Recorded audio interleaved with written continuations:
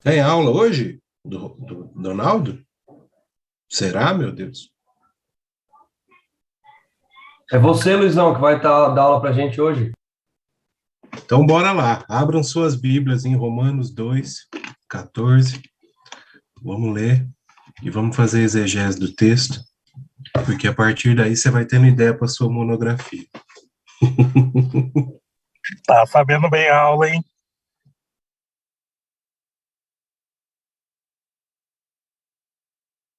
É porque segunda-feira é assim mesmo.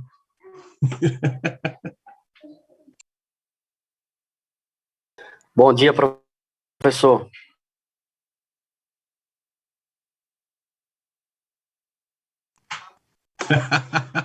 É para você ver como é que tá o grau de sanidade mental aqui em casa.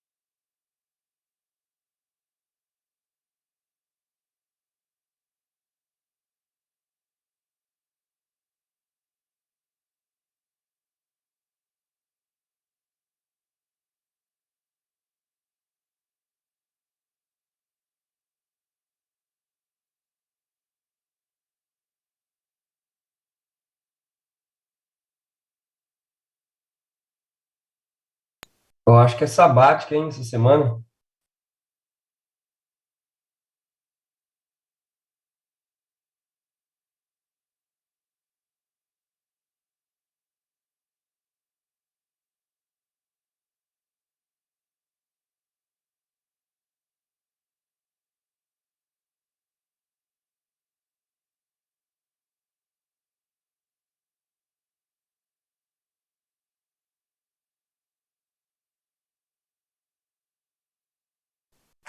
Alguém que tá aí, bom dia, tudo bem?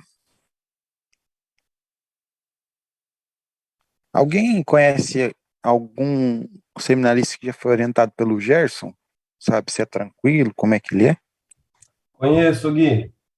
Não é De tranquilo, boa, não. de boa. De boa, de boa. Suave como um vulcão, tranquilo como um vulcão. Se joga no vulcão. Ah, o Como é Gel que é? parece ser de boa, né, mano? Ô, Gui, Até para definir o tema, ele é complicado. O Felipe Firme finalizou o seminário ano passado, foi orientado por ele. Falou que pediu para ele refazer 3 vezes o projeto, e depois, quando ele fez a última vez, ele falou: Ah, então faz assim, já que você não é capaz de produzir nada melhor. E aí depois diz que durante a monografia, né, ele criticava demais, não gostava que citava ninguém fora da academia, assim, foi complexo.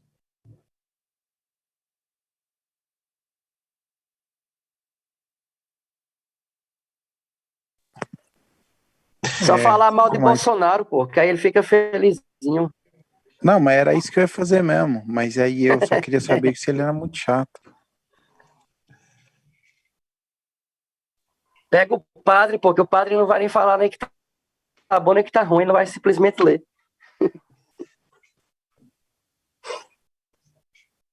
Rapaz, é quase a mesma coisa que apresentar monografia pro capeta, né? Ficar 3 vezes fazendo e o cara achar que não tá bom, ainda dar uma patada dessa?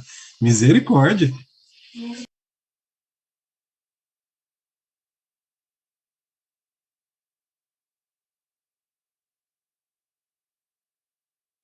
Vou falar sobre desobediência civil.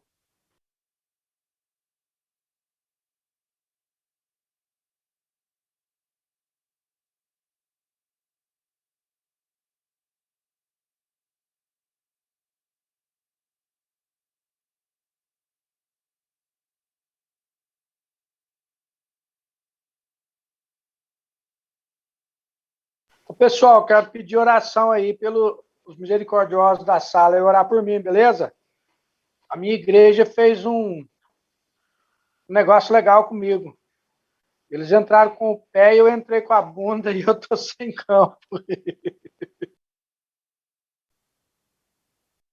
Ainda não, meu irmão. Tô conversando com o pastor aqui, tá meio acertado, mas ainda falta algumas coisas ainda.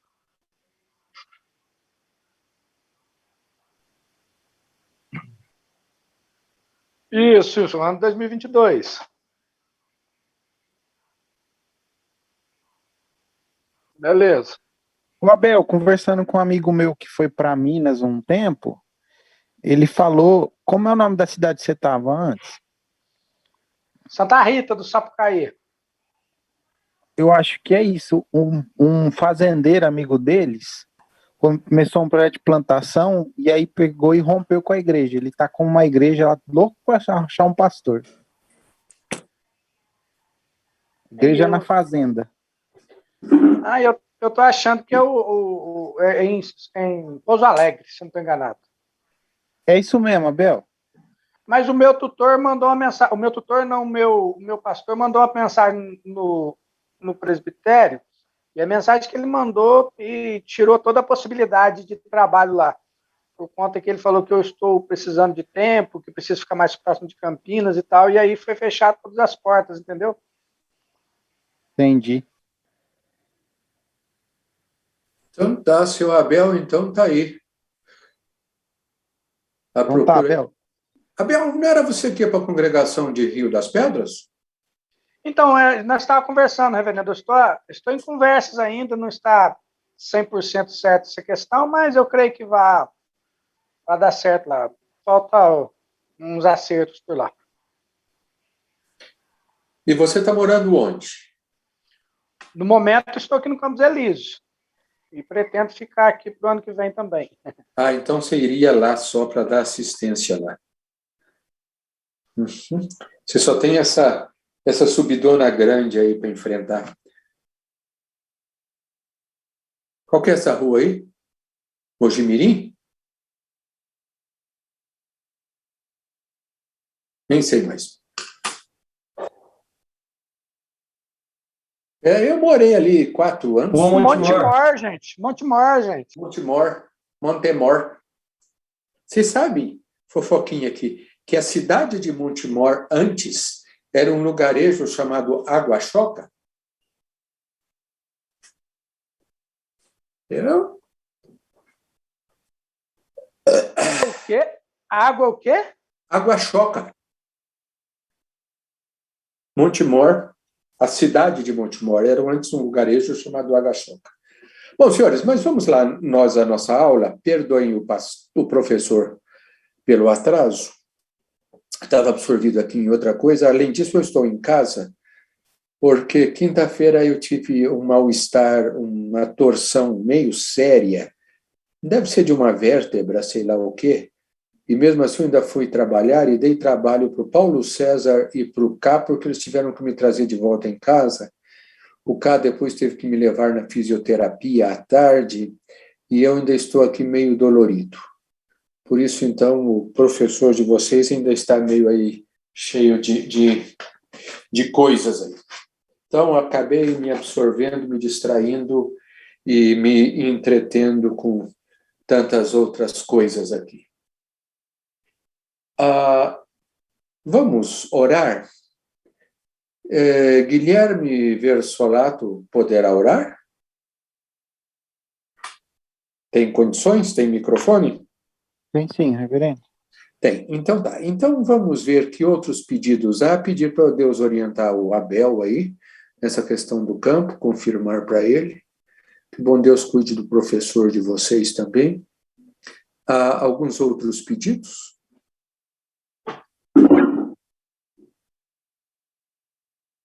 Sim?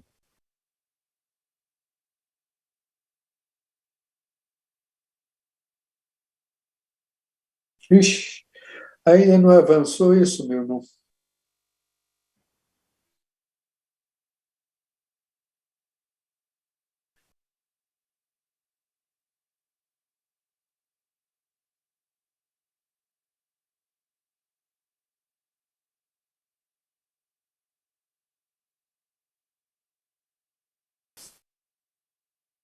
Tá certo. Isso é sério. Então, este assunto também do Jefferson. Mais algum? Bom dia.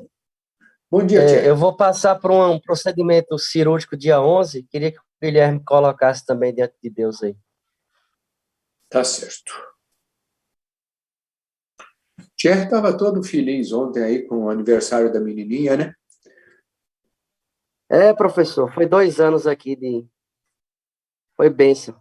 Helena, né? Helena Pereira. E a minha neta também que está vindo aí vai ser Helena também. Então estará em boa companhia. Vamos orar então, por favor, Guilherme. Senhor Deus e Pai, nós queremos te louvar e te adorar por esse dia. Obrigado porque o Senhor nos levantou, por sua infinita graça e misericórdia. Obrigado porque o Senhor tem cuidado das nossas vidas e nós temos o privilégio de ter um teto sobre a nossa cabeça, estar ao nosso lado, entes queridos. Nós te louvamos por isso, Pai. Nós te louvamos também porque o Senhor, na sua infinita graça, nos chamou para um ministério. Nos chamou para cuidar da igreja do Senhor, cuidar dos seus. E nesse momento nós levantamos intercessão para os nossos amigos, os nossos irmãos, nossos colegas de sala, pedindo que o Senhor dê sabedoria para o Abel, que o Senhor abra as portas de um campo onde ele venha ser bênção, e ele venha ser abençoado também nesse lugar. Nós oramos também, Pai, pelo término do ano que está prestes a acabar, que o Senhor nos dê força. Esse restinho de ano tem sido difícil, pedimos que o Senhor nos reanime. Cuide da saúde do pastor Donaldo, do professor Donaldo, que o Senhor possa estar restabelecendo a vida dele, cuide da saúde dele. Nós acreditamos que o sangue de Cristo é capaz de curá-lo. Oramos também pela questão do seguro do Jefão, sabemos que os trâmites são os mais complicados possíveis. Que o Senhor possa devolver esse dinheiro de alguma forma em relação ao seguro, que o Senhor possa colocar suas mãos de poder. Nós acreditamos que o Senhor é capaz também de fazer isso. E oramos também pela cirurgia do Thierry, que o Senhor, como médico dos médicos, venha à frente, venha manipular a mão desses homens que irão fazer essa cirurgia nele. Nós oramos gratos e sabendo que o Senhor é fiel e justo, que tem nos ouvido. Em nome de Jesus Cristo. Amém. Amém.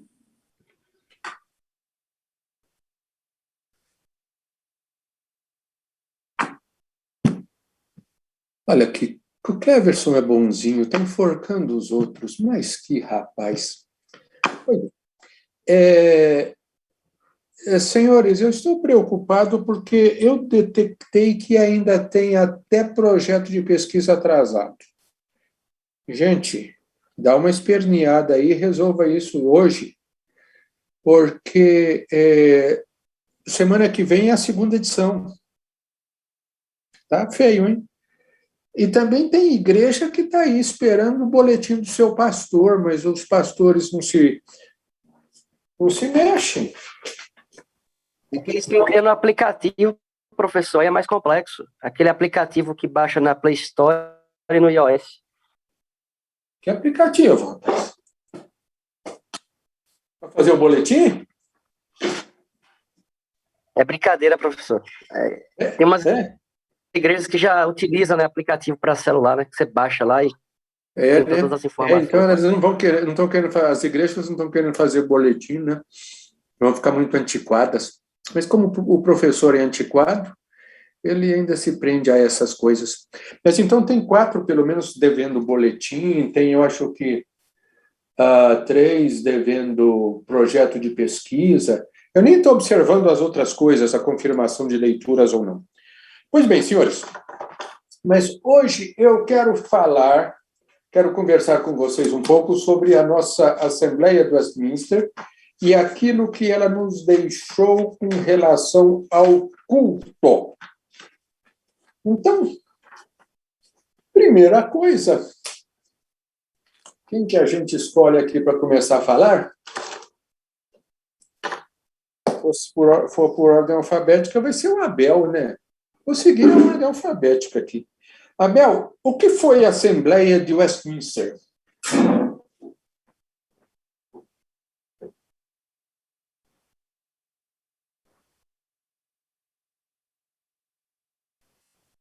Cadê meu diretório de culto?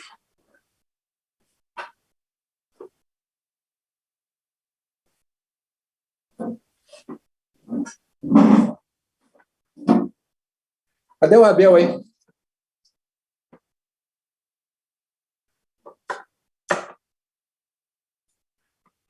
Abel, pode dizer para a gente o que foi a Assembleia de Westminster? Ou você falou e eu estava de costas e não ouvi? Não, reverendo, um minuto. Estou me localizando aqui. Estou pegando aqui ajeitando minhas coisas. Não estava podendo falar. Deixa eu até baixar aqui o negócio aqui, dá só um minuto. Sim, senhor.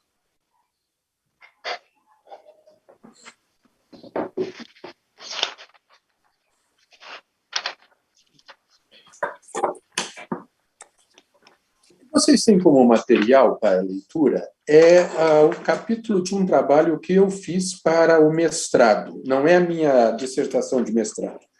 É um trabalho que eu fiz entre aqueles que o professor tinha matéria sobre Westminster, então eu fiz este trabalho. Então, aqui é só o capítulo 4 desse trabalho, que já tem muita coisa. Vamos lá, reverendo. Então, a Assembleia de Westminster, ela foi convocada em 12 de julho pelo Parlamento, que, na verdade, sancionou o decreto, e convoca, então, os lords para essa Assembleia, para a resolução dos problemas que existiam, então, com relação ao governo da Igreja, da Inglaterra e tal. E aí, então, eles, pós-convocada, eles promulgam a Confissão de Fé, então, que nós temos em Westminster, e assim sendo, e o Breve Catecismo e o Catecismo Maior, então, da Igreja, para que se organize, então, a Igreja da forma que eles imaginavam que deveria ser para aquele momento. Então, o Anderson me responde uma coisa. Como que estava a Igreja antes? Bom dia. Bom dia, senhor Anderson. Seja bem-vindo. Bom dia, pessoal. Obrigado. Como estava a igreja na Inglaterra, o senhor fala? Por que precisou de toda essa situação? Vejam então, que... é um problema com... Perdão, pode formular. Porque, sabe, esse assunto de Westminster é alguma coisa que o pastor precisa ter uma certa noção, tanto para responder aos crentes, como para situar-se também na questão da vivência da nossa denominação, né? Então, detalhezinhos sobre missa catecumenor ou missa fidelium, que vocês já estudaram lá para trás, se souber bem, se não souber, não tem importância. Detalhes sobre o ordinário da missa, quantas partes eram, se você souber bem, se você esquecer, tudo bem. Mas estes assuntos de Westminster, eu acho que são, assim como as informações básicas sobre a Reforma Protestante, são questões básicas que o pastor tem que saber até quando ele chegar, como eu, aos 70. Vamos lá então, Anderson. Se eu não me engano, foi nesse período que, um pouco antes que a rainha da Inglaterra, Elizabeth, morre, e ela não tem herdeiro, e aí o Carlos I, que é filho do antigo rei, acaba sendo empossado, né? E ele era escocês, então já tinha uma certa aversão do parlamento inglês, e aí, apesar de ser presbiteriano, ele era meio fã dessa questão da igreja anglicana de ser episcopal. E aí, tanto o pessoal da Escócia como parte do parlamento inglês se levanta contra ele, e para tentar reformar, né, a igreja anglicana, né, a inglesa. E aí eles convocam essas assembleias para deliberar sobre as questões nas quais queriam firmar a nova cara da igreja inglesa, né? Se eu não me engano, era algo nesse sentido aí.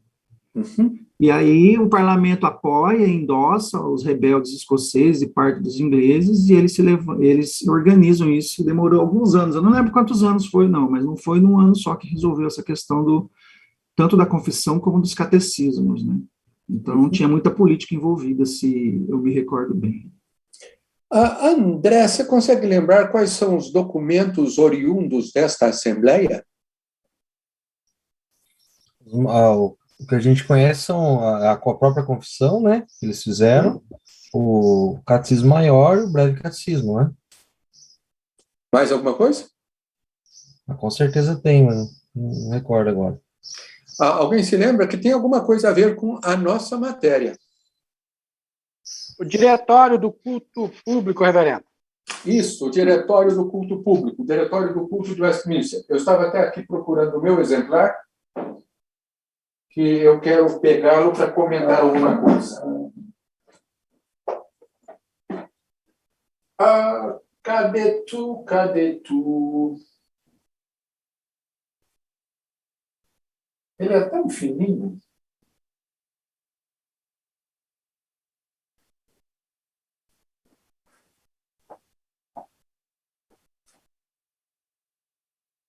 Sei dele, não.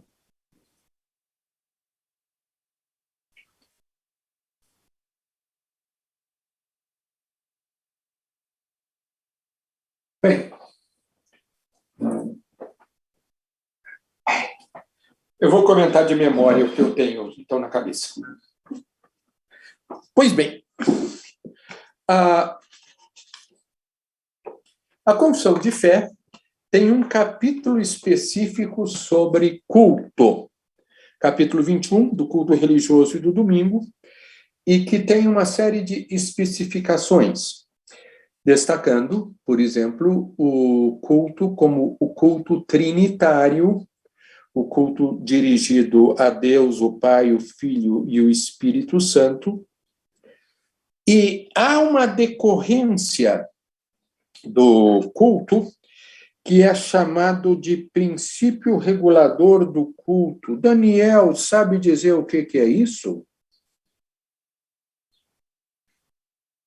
Senhor Daniel Caprielo é convidado a manifestar-se.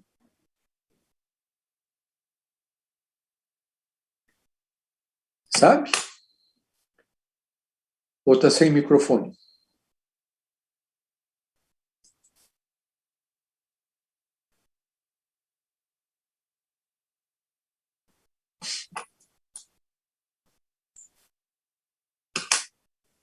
Professor, seria a forma que, biblicamente, o culto tem que ser conduzido? Não sei se dá para ouvir, porque minha conexão está meio ruim. Não, eu estou ouvindo. Seria isso, o princípio regulador do culto? Mas o que significaria com mais detalhes? Você já ouviu alguma coisa sobre isso? Não, pelo que eu entendo, assim, a Bíblia ela traz algumas instruções, né, de como o culto deve proceder, e se você quer ter um culto baseado nesse princípio, é nessa linha que segue o raciocínio, né?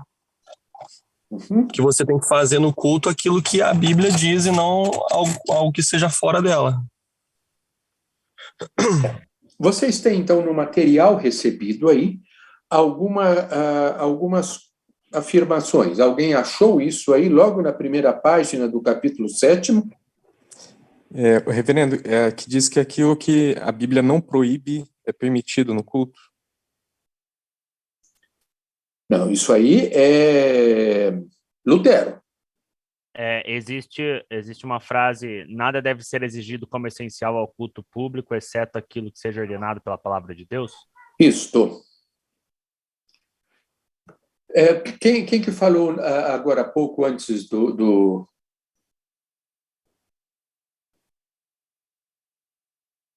David. Foi o David?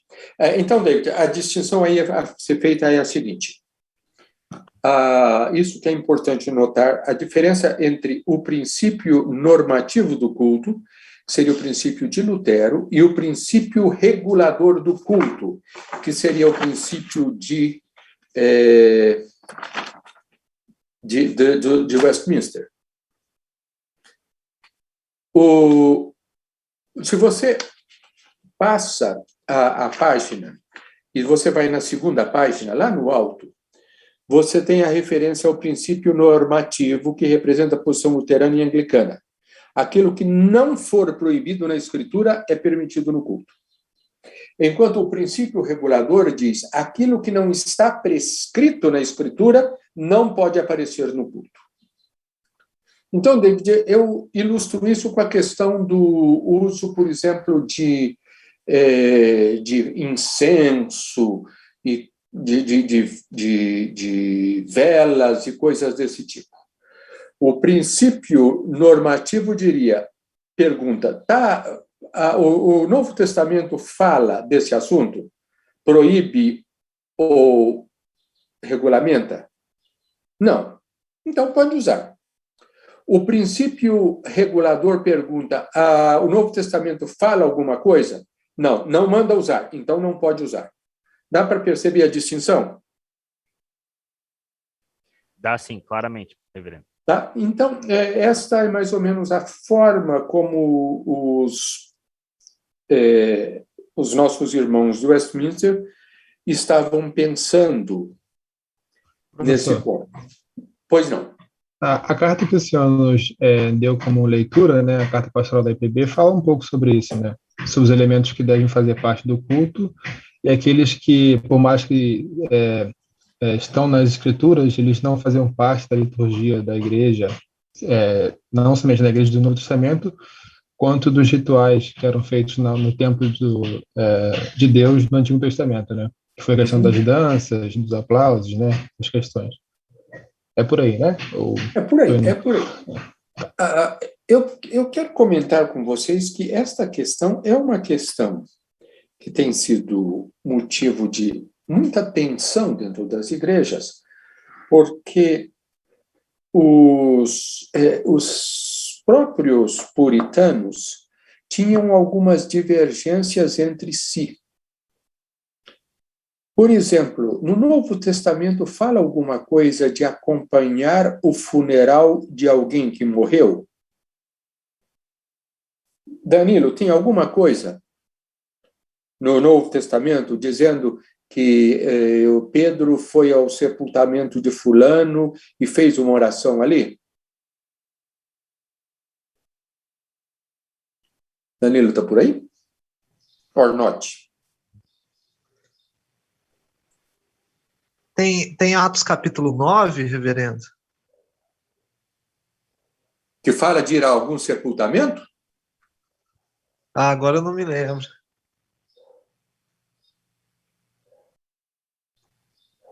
Seria da Dorcas ali, se eu não me engano.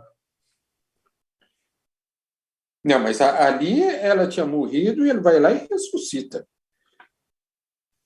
Sim, eu achei que foi isso que o senhor estava se referindo, mas pelo visto não. Não. Você não lê mais a Bíblia, Eduardo.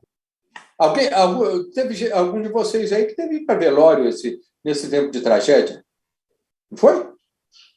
No Novo Testamento não tem nada falando sobre isso não, professor. Nem normativo, nem descritivo.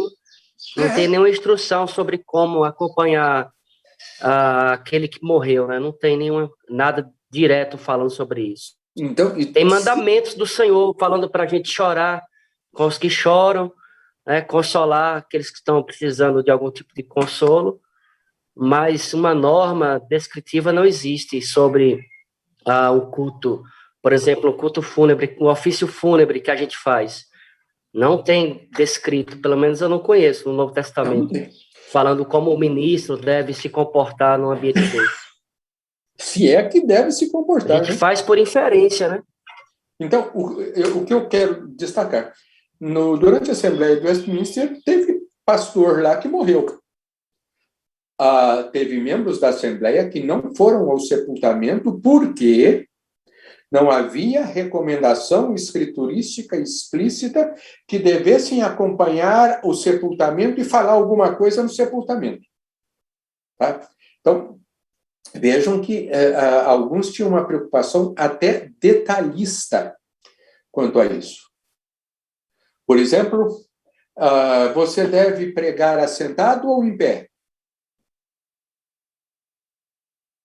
E aí? Você pode pregar sentado? Não. Eles falaram que lá, não tem um lugar que diz lá no Concílio de Jerusalém, e Pedro levantando-se, lá no livro de Atos, levantando-se falou aos irmãos? Então, daí eles inferem que o orador, o pregador, tem que ficar de pé.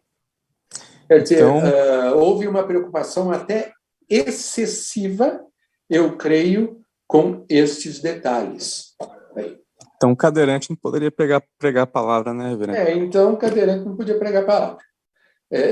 São questões assim que, de certa maneira, dividiram os nossos antepassados de Westminster.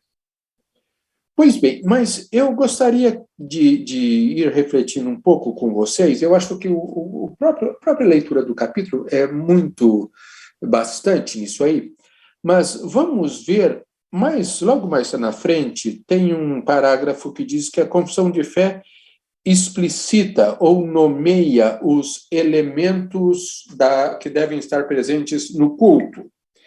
Então, Eduardo, pode ajudar a gente nisso aí? Estou com a apostila aberta aqui, reverendo, só não achei esse parágrafo que o senhor citou. Então, vai indo aí. É a página 61 do PDF. Na quarta página do nosso texto, no meio da página. A confissão de fé é explícita.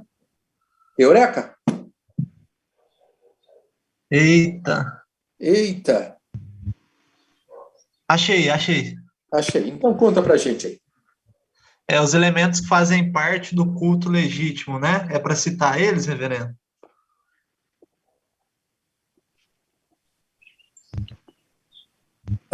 Sim, logo abaixo aí você tem um parágrafo que tem uma série de elementos. Então, cita esses aí, então. Oração com ações de graça, leitura da escritura, pregação e escuta da palavra, cântico de salmos, administração e recepção dos sacramentos, juramentos religiosos, votos, jejuns solenes e ações de graças. Então, essa é a opinião da confissão de fé, certo, Eduardo? Certo. Tá. Então, cântico de salmos. Então, você não pode cantar outros hinos, né? Realmente. Agora, aqui, salmos está com letra maiúscula ou minúscula? Reverendo, a palavra salmo não pode ser usado o conceito dela? Salmo não é só os salmos bíblicos, né? Então, Mateus, olha aí. Salmos está escrito com letra inicial maiúscula ou minúscula? Minúscula. Isso já é um ponto até de argumentação, tá? Se está com minúscula, é que não está se referindo explicitamente e tão somente ao saltério, aos 150 salmos que nós temos na Escritura. Aqui é uma divergência entre aqueles que defendem e outros que não defendem a chamada salmodia exclusiva. Erasmo, você sabe o que é isso? Salmodia exclusiva? Seria o uso somente do saltério? Sim. Você só pode cantar os salmos. Exato. Por isso mesmo, lembrem-se que eu falei que lá em Genebra havia o saltério de Genebra? Lembram de eu ter comentado isso na aula anterior? Se não, voltem lá ao material de vocês e vocês vão ver, ou joguem na internet também saltério de Genebra, saltério genebrino, saltério huguenote, e vocês vão achar muita informação. Dá uma filtrada naquilo que aparecer, mas tem muita coisa interessante e boa que a gente acha quando pergunta ao Mr. Google e dá uma filtrada no que ele nos apresenta. Tá? Então, estes são os elementos que devem estar no culto. Tá? Calvino dizia que são 4 elementos que devem estar presentes no culto. Nesta mesma folha, um pouco mais abaixo, Felipe está aí, pode procurar lá e ver o que Calvino diz quando cita Atos 2:42? Então, Calvino, citando Atos 2:42, ele vai destacar quatro elementos do culto. Assim, de modo geral. Quais são os 4 elementos? Aí ele vai estar aqui: a palavra, a oração, a ceia e as esmolas. As esmolas. 4 elementos. Isso aqui, sabe, é uma boa pergunta para presbitério, tá? Eu faria. Então, nossa aula vai cair e depois ainda quero voltar por mais alguns minutos. Ele é vegano, professor. Ah, mas o café é vegetal, rapaz? Então, tem nada a ver, rapaz. Pois bem, o Felipe já está aí, né? Eu vou começar respondendo a questão que ele levantou, que, por certo, talvez interesse a alguns outros de vocês também. Felipe, qual era a relação entre igreja e Estado naquela época de Calvino? Na época de Calvino, Calvino matou o cara lá, então era bem íntima, né? Ele meio que mandava na cidade. Havia uma conexão total. Será que ele mandava na cidade ou a cidade mandava nele? Uai. A resposta para essa pergunta depende da aula, professor. E depende do professor também. Não sejamos assim tão passageiros. Calvino não tinha tanta influência assim na cidade, ao ponto de que as regras dele realmente, a ideia dele realmente vigorasse. Por exemplo, nós ilustramos isso com a questão da celebração da ceia, cuja frequência para Calvino deveria ser dominical, mas por causa da decisão dos concílios da cidade, era 4 vezes ao ano apenas, né? Professor? Sim. É mais correto dizer, então, que existia uma relação íntima entre a igreja e o Estado, mas a igreja era mais subordinada ao Estado do que o Estado subordinado à igreja, é isso? Eu acho que muitas vezes os interesses do Estado se sobrepunham ou influenciavam o governo da igreja. Mas, basicamente, o que se deve lembrar é aquele princípio que vocês devem ter ouvido o reverendo Silas Luiz falar, às vezes pode ser que tenham esquecido, mas é que diz que a religião do rei é a religião do povo. Então, se o rei muda de religião, o povo muda de religião. Né?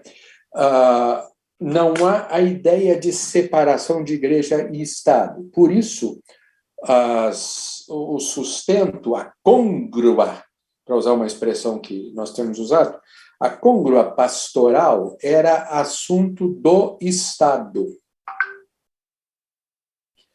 O sustento do pastor, o sustento dos serviços da igreja eram do Estado. Não se assustem, mas na Argentina, me parece que isto ainda prevalece. Os padres ainda recebem subvenção do Estado, do governo. Hoje. Não é coisa lá para trás, não. Hoje, atualmente. Tá? Então, Felipe, aqui a gente já começa a traçar uma resposta para você. O povo não trazia dízimos à igreja, certo? Por quê? Porque era uma espécie de a contribuição para a igreja estava incluída, para usar a linguagem nossa de hoje, no imposto de renda. Parece-me que em alguns países da Escandinávia isso ainda prevalece. Eu precisaria até investigar um pouco mais para falar com certeza. Então, não há dízimo na igreja. Por isso, Felipe, o povo o que trazia? Trazia esmolas, no sentido de recursos pecuniários nas mãos dos diáconos para ajudar os mais necessitados da cidade. Lembre-se, além disso, que para Genebra afluíram muitos protestantes perseguidos em suas cidades. Então, especialmente muitos franceses, muitos huguenotes perseguidos em França, vinham para Genebra como lugar de refúgio. Mas chegavam ali, como diz o ditado de hoje, com uma mão na frente e outra atrás. Então, eles precisavam de ser socorridos. Também havia um tipo de hospital, não é como os hospitais de hoje, realmente, mas haviam recursos para os enfermos e tudo isso era administrado pelos diáconos da Igreja de Genebra. Então, esses recursos eram ofertas voluntárias trazidas pelo povo da comunidade e que eram entregues aos diáconos, às vezes na saída, eles ficavam ali na porta da igreja recebendo as contribuições das pessoas que podiam e queriam ajudar. Esclarece, Felipe? Alguma dúvida a mais nisso aí? Não, perfeito, professor. Obrigado. Entendi. Uhum. Então, o Diretório de Culto de Westminster... Alguma pergunta? Sim. Daí, então, podemos dizer que o dízimo foi instituído a partir da separação igreja-estado? O dízimo se torna, vamos dizer assim, ele se torna necessário a partir desta separação da igreja e do Estado. Então, as igrejas livres começam a ter que voltar a insistir neste aspecto. Né? O Mateus Canezinho está voltando lá, Gênesis, lá no Melquisedeque, né?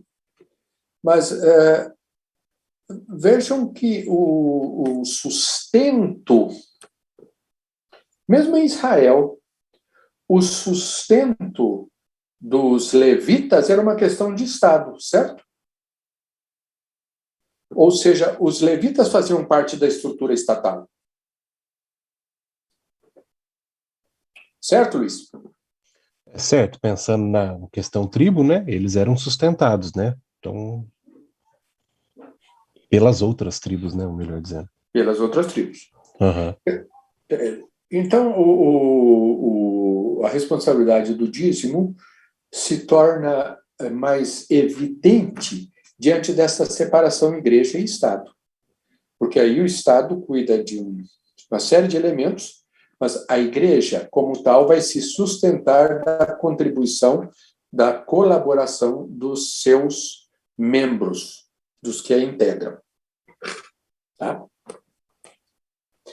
Por isso mesmo, se você ler a Confissão de Fé não fala de dízimos e ofertas, certo? Quem estava lendo, acho que foi o Eduardo, né, que estava lendo esse pedaço aqui. Foi isso que eu pedi para ler? Veja, Eduardo, que você não leu. Não tinha dízimos e ofertas aí. Né? Então, você tem que prestar atenção nessa evolução histórica também. Agora, uma outra coisa que eu quero destacar é a seguinte.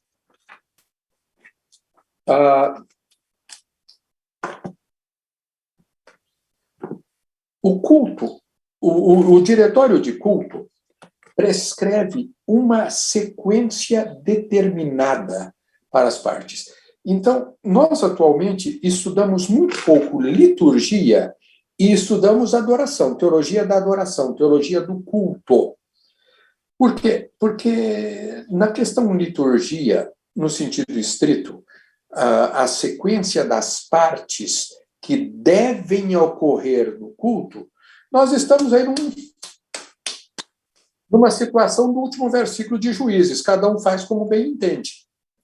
Você vai numa igreja, faz de um jeito, você vai numa outra igreja, entende de outro. Mesmo nas igrejas presbiterianas, você não tem uma regra no sentido padrão.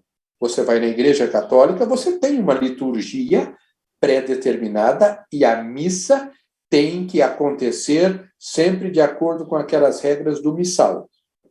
Mas só ir numa igreja luterana, numa igreja episcopal, por certo, eles vão ter uma regra para seguir. Mas não as nossas igrejas. Mas a liturgia de Westminster, do Diretório de Culto de Westminster, tem uma série de prescrições. Esse diretório nem sempre foi seguido, ele foi houve aderência dele, mas nunca foi obedecido de forma tão irrestrita quanto a confissão de fé e os catecismos. Tá? Como o culto começa, então? Começa os fiéis estando reunidos, o ministro, depois de convocá-los solenemente à adoração do grande nome de Deus, deverá começar com uma oração. E há algumas recomendações muito interessantes aqui no diretório. Uma vez começado o culto público, as pessoas deverão dirigir toda a sua atenção a este culto, evitando ler qualquer coisa que não seja o que o ministro está lendo ou citando no momento. E abstendo-se, sobretudo, vejam aqui, de todos os cochichos, consultas, saudações ou cumprimentos particulares a quaisquer pessoas presentes ou que estejam entrando, como também de todos os olhares fixos, cochilos e outro comportamento indecoroso que possam perturbar o ministro ou as pessoas ou impedir a si mesmo ou a outros de cultuar a Deus. Então, não podia nem cochilar, né? Não sei se tinha diácono lá que ficava andando e vigiando e... Ainda bem que não acontece isso hoje, né, Breno? Ninguém cochila. né? Né? Mas é porque lá não tinha caixa de som, microfone, essas coisas assim. Aí todo mundo tinha que ficar bem quietinho. Mas é interessante todas essas prescrições, esse detalhismo que está presente. Há uma outra coisa aqui. A leitura da palavra na igreja, sendo parte do culto público de Deus, será realizada pelos pastores e professores. No entanto, aqueles que visam a este ministério, ou seja, os candidatos ao ministério, poderão ocasionalmente tanto ler a palavra como exercer seu dom pregando na igreja, se permitidos fazer isso pelo presbitério. O que vocês entendem que está escrito aqui?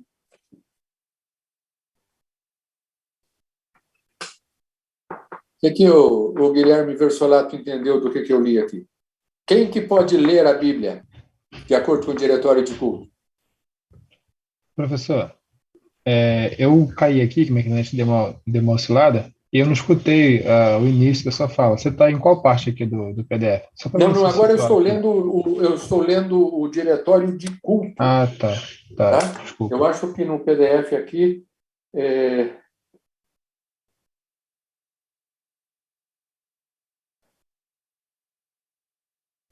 Não, aqui eu acho que não fala.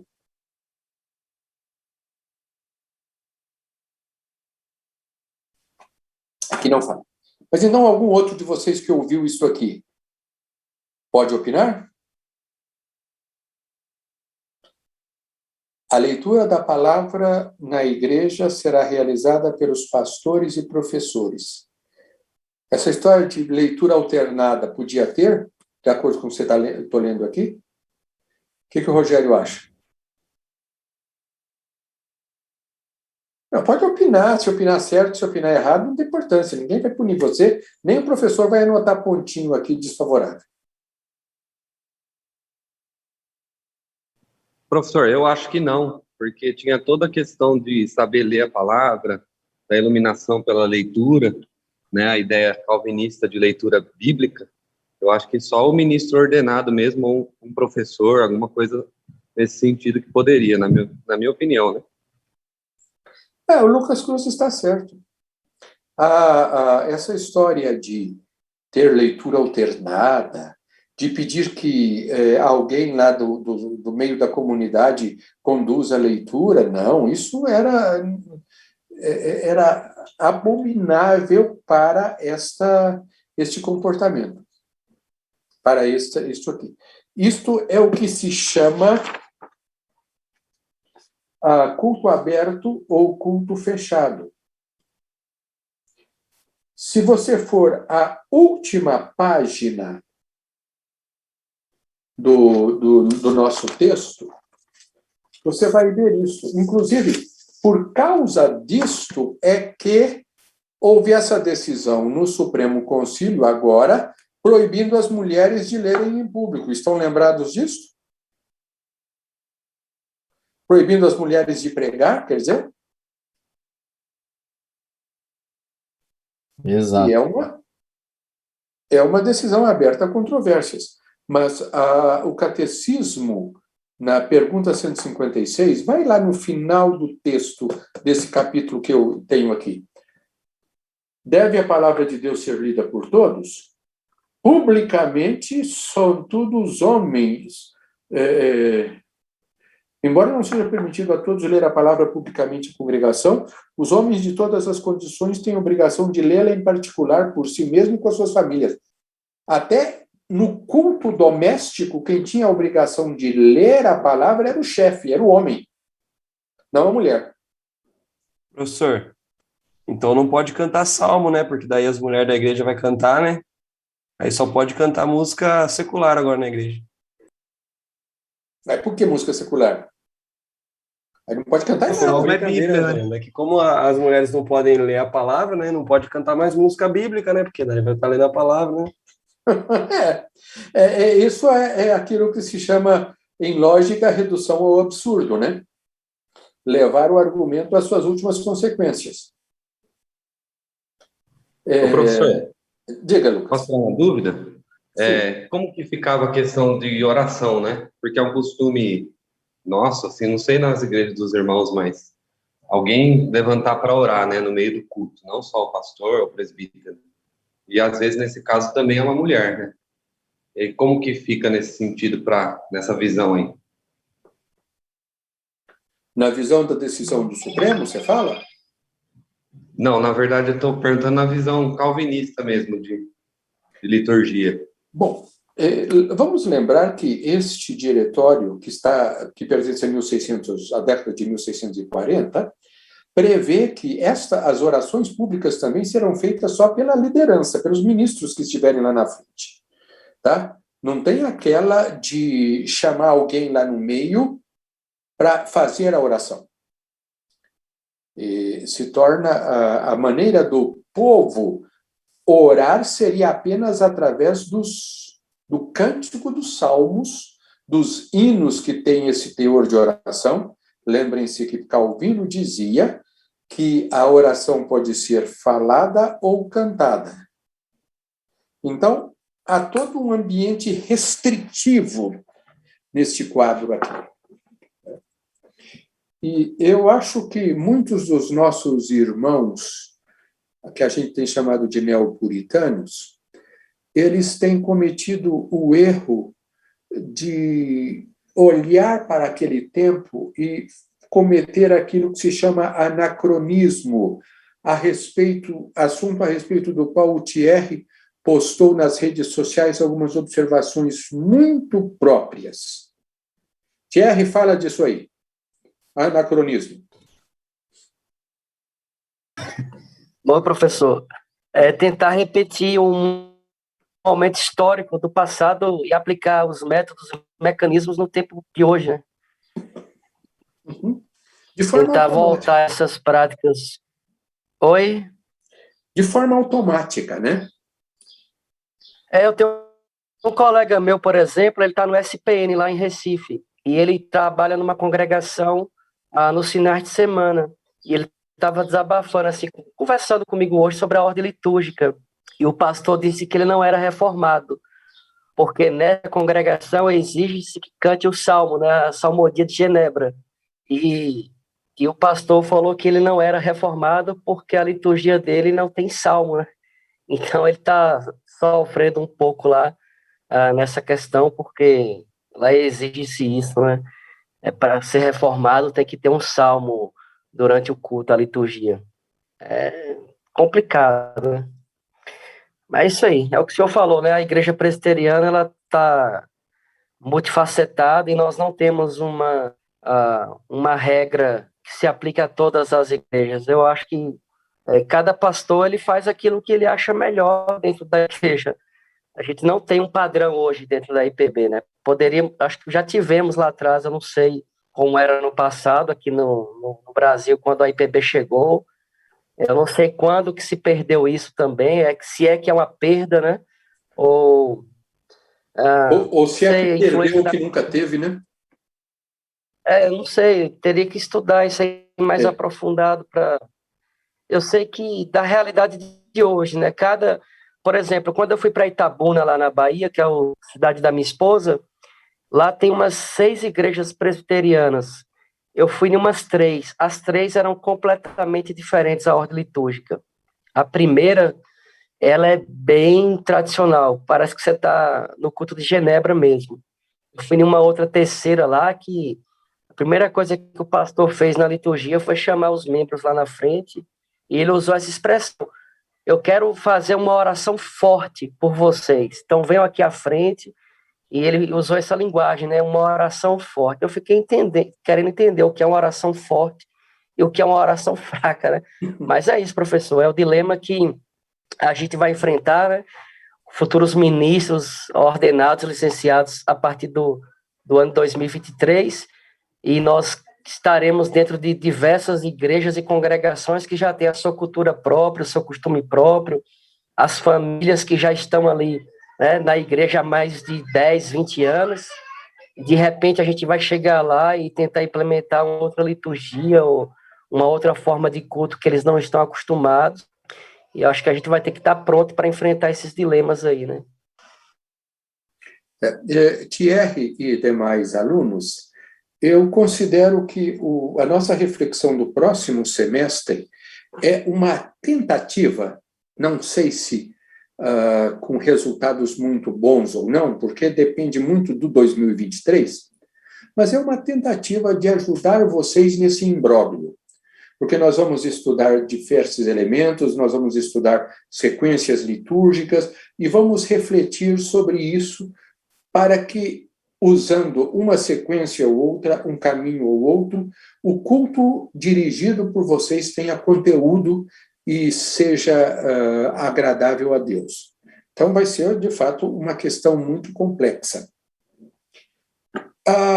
O último ponto que eu quero conversar com vocês agora, que é um ponto interessante da postura do diretório de culto, é o seguinte: todos os livros canônicos do Antigo e Novo Testamento, mas não os apócrifos, serão lidos publicamente na língua do povo, na melhor tradução permitida, distintamente para que todos possam ouvir e entender. Isto aqui é uma proposta do diretório de culto para uma lécio contínua. O que é lécio contínua? Hudson, está por aí? O que é lécio contínua? Hudson. Opa, tô sim. Tá sim. Tô sim. Seria pregação contínua? Seria uma pregação de um texto todo, começando do começo ao fim, de cada texto, de cada livro, na verdade, das Escrituras? Lécio é leitura, tá? É verdade. Então, não é pregação. Então, você está chegando perto, mesmo quando você falou, você pensou mais em pregação, né? Mas a ideia da lécio contínua é a ideia da leitura na sequência do texto bíblico. Ele pode ser ou não a base do sermão, porque, na verdade, a recomendação do diretório é a seguinte: mas comumente convém que um capítulo de cada testamento seja lido em cada reunião. Então, por exemplo, você escolheu ler Esdras, então, e Romanos, por exemplo, tá?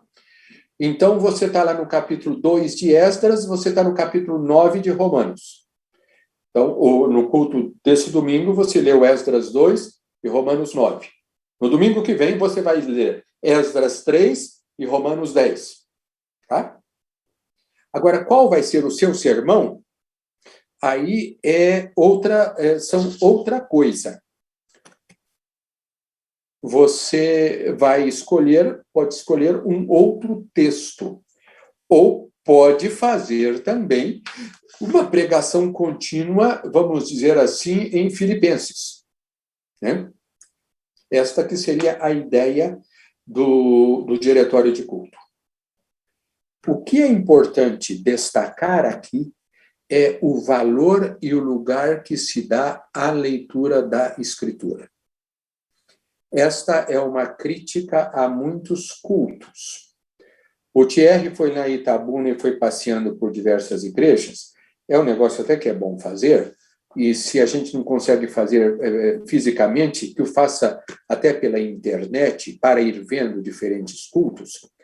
Mas eu já assisti cultos nos quais o único texto da Escritura que foi diretamente citado foi o texto do sermão.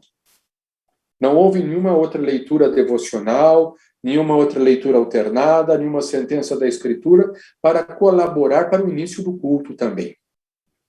Ora, a ênfase aqui é que a Escritura seja lida, e aqui diz, para que todos possam ouvir e entender. Na melhor tradução permitida, na melhor tradução que exista. Você pode até, se quiser, pensando nisto, estabelecer que você vai fazer uma lécio contínua no culto usando uma outra tradução. Você pode usar a Almeida Revista e Atualizada, mas você pode resolver que este mês nós vamos ler Filipenses como lécio contínua. Não vai precisar usar essa palavra lécio contínua, porque vai escandalizar os crentes, tá? Mas vamos ler na sequência Filipenses de acordo com a tradução da linguagem de hoje. Então, você seleciona, você não precisa ler um capítulo inteiro, seleciona um pedaço, e às vezes, para este domingo, o nosso irmão Eduardo Marcelino vai ler, depois você resolve que a nossa irmã Maria Rita, no outro domingo, vai ler, depois, no outro domingo, vai ser o Paulo Sócio que vai ler, sei lá. Você pode até ir determinando pessoas para lerem, não sei, para ajudarem as pessoas a ouvirem o texto bíblico e a entenderem. Tá? Bom, a minha preocupação maior, então, é que vocês também possam ter lido ou venham a ler este capítulo sobre a Assembleia de Westminster. Tem muito material aí, tem muita informação interessante para entender o passado e ir compreendendo, agora que estamos chegando mais perto dos dias de hoje, o que veio acontecendo a seguir. Vai ser uma passagem rápida que nós vamos fazer para chegar nos dias de hoje, mas talvez ajude a esclarecer, e até aqueles de vocês que já levantaram perguntando como que é, por que estamos e chegamos nesse estado de coisas. Alguma pergunta ainda dentro do nosso tempo final? Reverendo Erasmo. Não, queria só saber uma opinião do senhor. Por exemplo, o texto que nós usamos, às vezes, na abertura do culto, qual texto seria mais apropriado? Porque eu já vi, assim, usar normalmente Salmos, né, que é um convite à adoração e à celebração a Deus, e já vi também ser usado, por exemplo, outros textos que remetem um pouco ao que vai ser a mensagem, né, na exposição pelo pregador. Aí, às vezes, não se usa Salmos de um convite à adoração, mas se usa um texto que tenha uma temática a ver com o que vai ser o sermão. O que o senhor acha disso, por favor? Bom, eu acho preferível, não que eu esteja proibindo fazer diferente, mas que se use um versículo já ligado ao culto mesmo, né? Por exemplo, Deus é espírito, e importa que os seus adoradores o adorem em espírito e em verdade, aqui estamos para adorar a Deus. O Senhor está no seu santo templo, cale-se diante dele toda a terra, ou um versículo dos Salmos, que seja. Eu vou lhes dar no próximo ano um exemplar de uma série de versículos desse tipo. Tá? Eu acho que o que alguns pastores têm feito, já lendo um texto ligado ao sermão, à mensagem, às vezes lê 4 ou 5 versículos e lá mais adiante lê mais 4 ou 5 versículos na sequência, dá também uma certa coesão ao culto, não fica tão disparatado, mas eu não vou dizer que não possa fazer, mas eu prefiro ainda usar sentenças da Escritura que convidem o povo para vir ao culto. Tá? Mateus também tem uma pergunta. Reverendo, eu estava pesquisando aqui sobre aquela decisão do Supremo com relação às mulheres, e eu queria tirar uma dúvida com o senhor. A resolução que aparece na ata do Supremo Conselho de 2018, com relação ao documento, só diz o seguinte: proibir que os púlpitos da Igreja Presbiteriana do Brasil sejam ocupados por mulheres ordenadas a qualquer ofício em outras denominações. Aí, assim, do meu entendimento, da hermenêutica da decisão, significa, então, que só não pode deixar a mulher usar o púlpito, é isso? Agora, de resto, não me parece que tem alguma proibição. Você fala, por exemplo, em respeito a orar em público? Isso, por exemplo, a orar em público, fazer a leitura, no momento do louvor, alguma das componentes do grupo de louvor falar alguma coisa, né? Coisa desse tipo. Eu acho que não. Aí também, nesse texto que você leu, também está dizendo que eu não posso deixar uma pastora de uma outra igreja, uma pastora luterana, por exemplo, usar meu púlpito. Também. Né? Eu não tenho teor. Não deve convidar, então. Aí é uma questão restritiva. Eu estou lendo um livro de uma pastora luterana excelente, Oração da Noite. Ela diz coisas muito judiciosas, muito próprias, aí, mas eu não poderia convidá-la para pregar na minha igreja, né? Hã?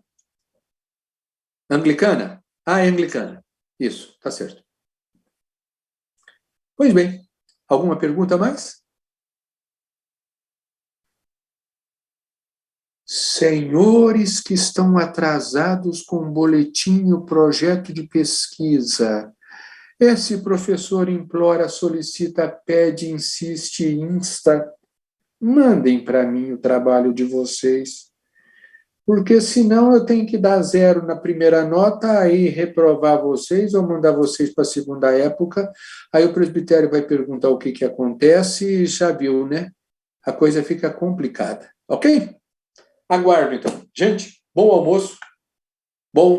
Obrigado, professor. Valeu, professor. Até mais. Valeu. Obrigado, valeu, pessoal. Até mais.